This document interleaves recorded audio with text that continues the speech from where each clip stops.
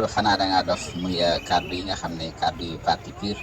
xale yi daanaka moom lañ doon ciblé ci stade Amadou Barry bu Guédiawaye di daje bu am solo bu ñu fa doon daje wala daje bu mag bu ñu fa doon daje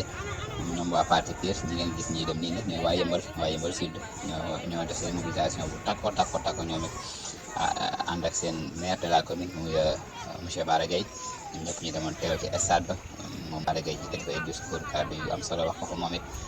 kàddu yaatu su ko defee xam naa ñu ngi bàyyi ngeen déglu ambiance rek ambiance daa amoon na solo trop maanaam doo xool xanaa da ngaa dof xamuñu kan nag moo war a xool xamuñu ndax président de la république moo war a xool xamuñu ndax